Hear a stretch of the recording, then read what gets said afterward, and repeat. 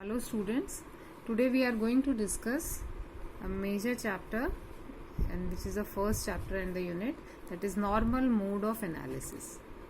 Okay. Now when in this normal mode of analysis, as we discussed during the class, that we are going to discuss the degrees of freedom and the how to calculate the normal mode of analysis. So as you all know, a molecule with n atoms has a total of 3n degrees of freedom. Right? You all agree with it? Fine. Now out of which the 3 degrees of freedom corresponds to the translational degree of freedom and the other 3 corresponds to the rotational degree of freedom. And the remaining 3n minus 6, that is 3n minus 5 for linear, and the remaining 3 corresponds to the vibrational one, which can be calculated by through 3n minus 6 formula or 3n minus 5 formula. This is for the bent molecule and that is for the linear one. These degrees of freedom are due to vibrational motion. Okay. Now these vibrations are called as normal modes, and that's why this unit or this topic is normal modes of analysis, and we are going to calculate these normal modes of analysis corresponding to the molecule which is given to us. Okay. Now there are 2 different ways to calculate the normal modes of analysis. But first of all, let's discuss them, which I showed you the video during the class also, that in normal mode of analysis they are of 2 types, stretching and bending. Right? These are further divided into in plane and out of plane. Okay, and this is symmetric and anti-symmetric. All these things are quite basic and we have discussed them. So right now I am not discussing them here. If in case you have a doubt, just let me know. So now to calculate these normal mode of analysis, there are there are various methods of calculating it, and we are going to take them called as them basis systems. Means on what basis you are going to calculate. Now this basis can be your coordinates, which is xyz, or these bases can be your internal coordinates. So these coordinates are called as Cartesian coordinates. Cartesian coordinate system, do you remember that? XYZ.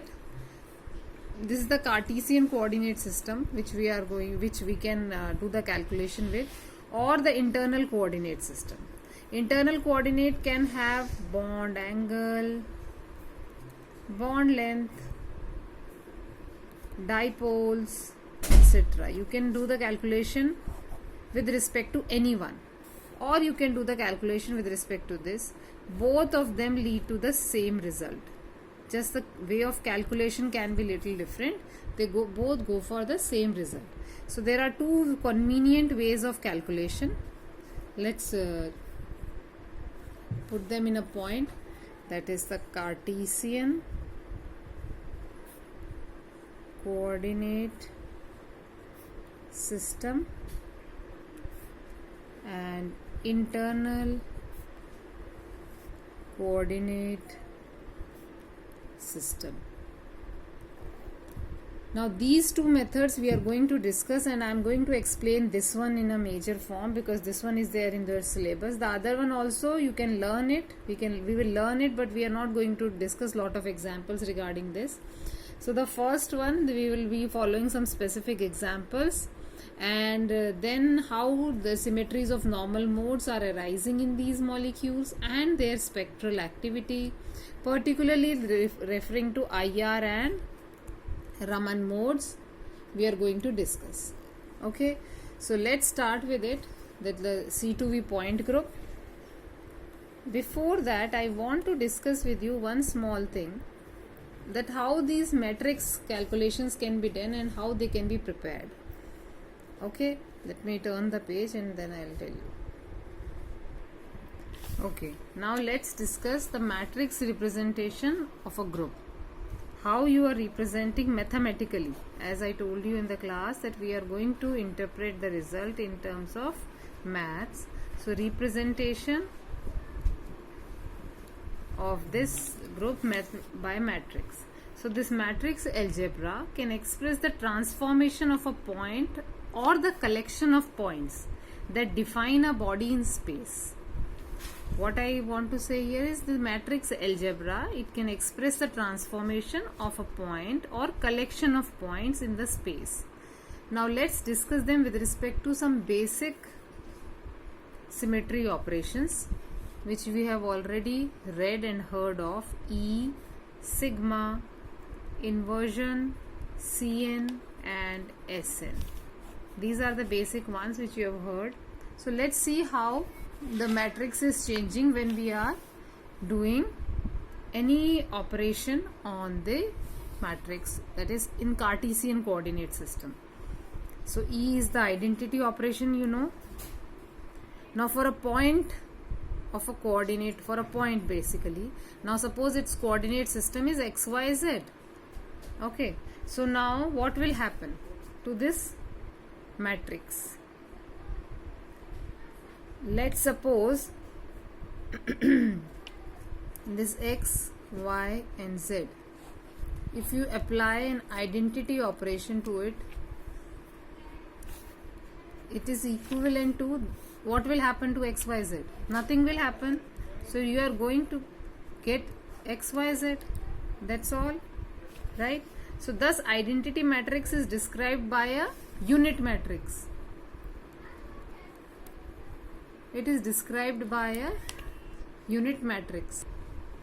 So unit matrix, now we should have this unit matrix which is capable of doing the multiplication. Okay, now suppose we are going to have this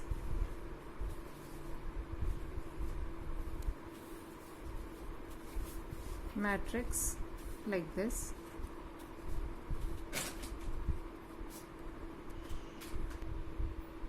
So how this unit matrix is changing, let's understand in the other way, in case you are not able to make out that xyz is changing and it is giving my xyz. Suppose I have 3 coordinates, so it will be a 3 cross 3 matrix here. Now in this case of 3 cross 3 matrix, suppose this xyz is the original position for the xyz, and after you apply this E, it becomes x prime, y prime and z prime. So in case your molecule or coordinate or atom, anything, once you apply this operation, if it doesn't change its position,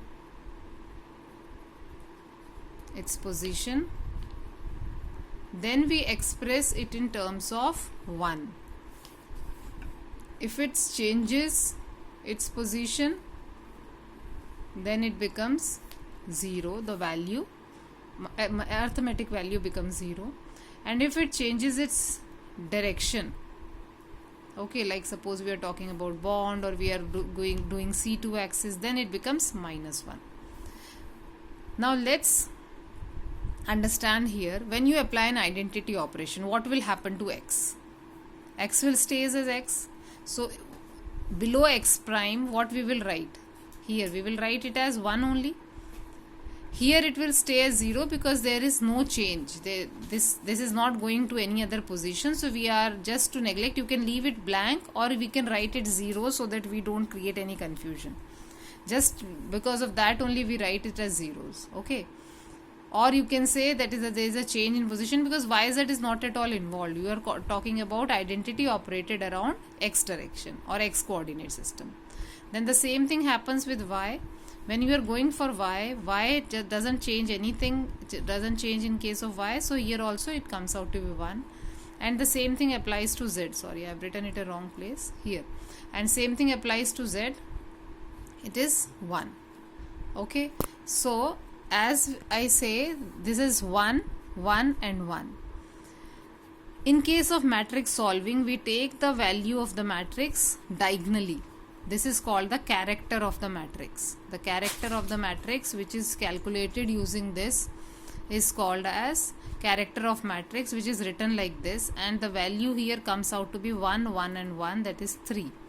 So for an identity operation, for XYZ coordinate system, the value comes out to be 3. That's it. Is there any doubt? Shall I repeat it again? The identity is being applied at XYZ, and here you can see x and x prime. There is no change in the position, there is no change in the direction, so the value stays as 1. So x and x prime stays 1 here, y and y prime stays 1, and z prime stays 1. Okay, when we talk about other operation which is called as reflection, what will happen in this case? Let's discuss that. Suppose I have a coordinate system like this, where x, y, z, z is this, I take z, generally this one, x and y. Okay, now sigma xy. What do you mean by sigma xy? This is an xy plane. Xy plane means the x and y stays positive and z changes its direction, obviously. Plane means it's a two-dimensional thing, right? Do you remember that? So when in a plane, the two dimensions means x and y are the two dimensions, they stay same, and the z changes the direction. The same thing applies for others. So now suppose if I want to apply this x, y, z and x prime, y prime, z prime, and I am doing this operation sigma xy, what will happen? X sigma xy, x will go where? Where will x go? And what will be the change? X will stay under x prime only, so it will be 1. Since it's an xy plane, so y will also stay at that same position, but what will happen to z?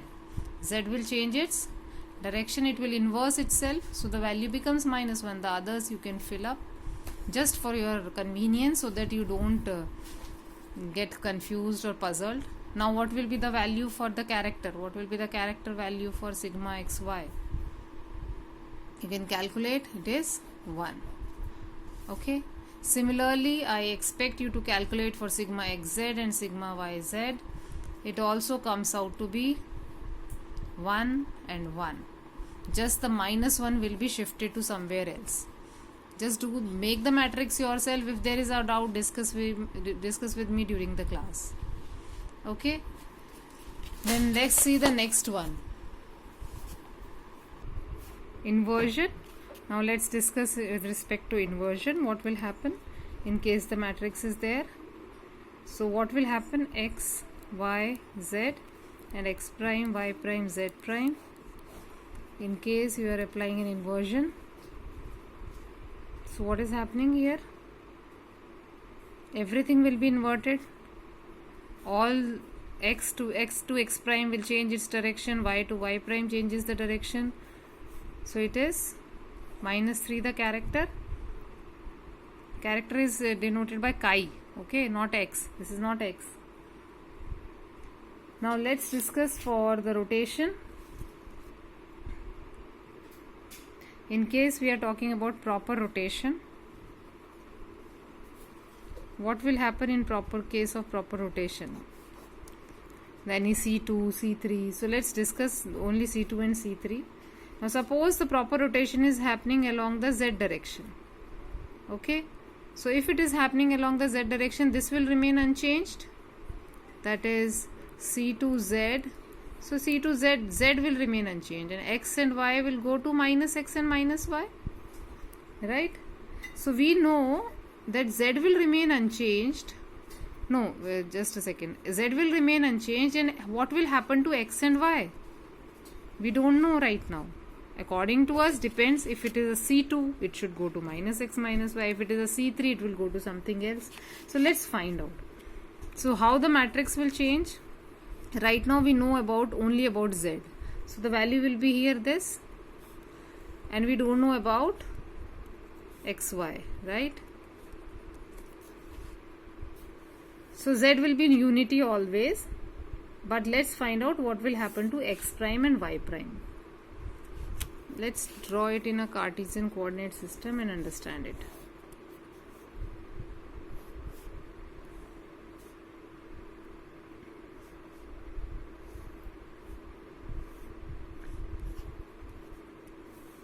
This is y, x, minus x, okay, and r1 and then r2. Okay, let me keep the camera like this.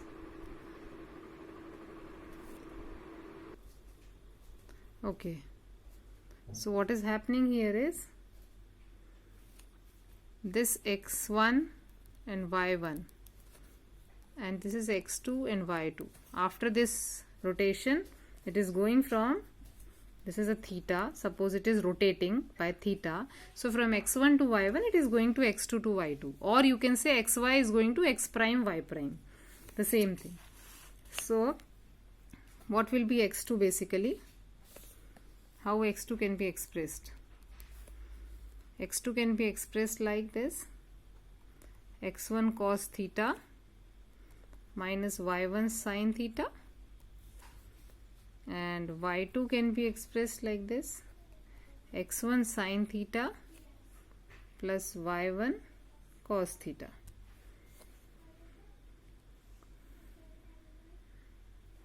Okay, we are doing the counterclockwise rotation right now. Generally I do a clockwise rotation, but right now, just to explain this, I am doing a counterclockwise rotation. So the transformation, we are doing the transformation of a matrix. You have done it before also in math so many times. So the transformation of the matrix can be expressed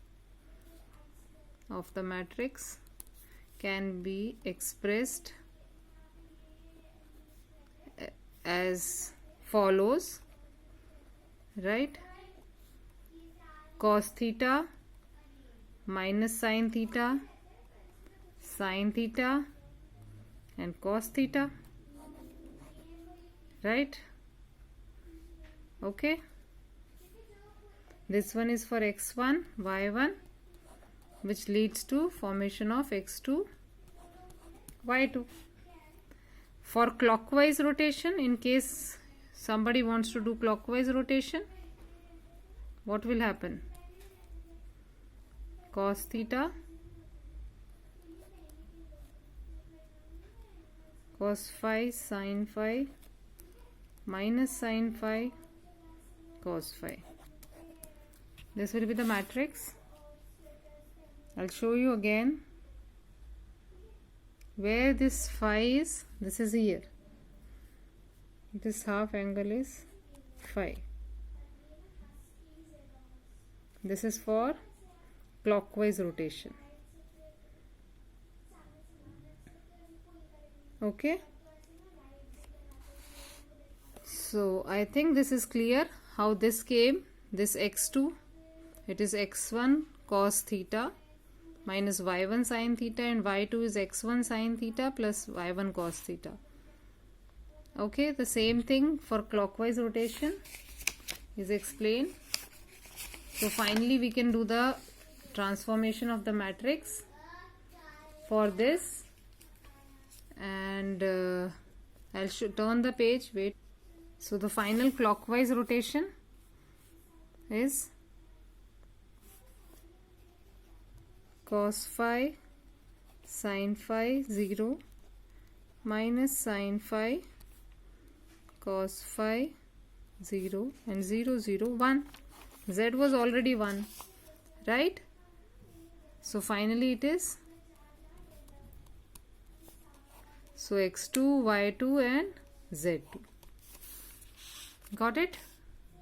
If there is a doubt, this is completely mathematical. You can just go through your maths, basic maths of angle and theta, because this was 90 degrees. Okay, so you can make out from that. In case still there is a issue, just let me know. Okay, after that there is something called as improper rotation, right? That is denoted by Sn. So obviously this is what? Cn and a perpendicular sigma, so it will be just the reverse of Cn. Wherever it is positive, this will become negative. That's all. So the last rest things will stay same. Cos phi, sin phi, 0, sin phi, cos phi, 0, and 0, 0. Here it will become -1 because you have applied, after applying Cn, you applied a perpendicular sigma. This sigma will just inverse this. Right? So a rotation along Z and reflecting perpendicular to Z. So if in case you are reflecting perpendicular to Z in XY plane, so what will happen? Z will become -Z. That's all. So the overall matrix remains same as for Cn axis except Z, which is -1. Got it? So from here we can conclude one more interesting thing. In case the matrix are multiplied with each other, we can get the next matrix. Like suppose sigma xz is multiplied with sigma yz. This one problem I am giving you. Just try to do it and prove it yourself if you are able to do it. Then it will be equal to sigma yz dot sigma xz, and which gives rise to C2z. So you will get the same matrix as you get for C2z if you multiply these two matrices or if you multiply these two matrices. So they are interconvertible. Okay. So it may be defined as a set of matrices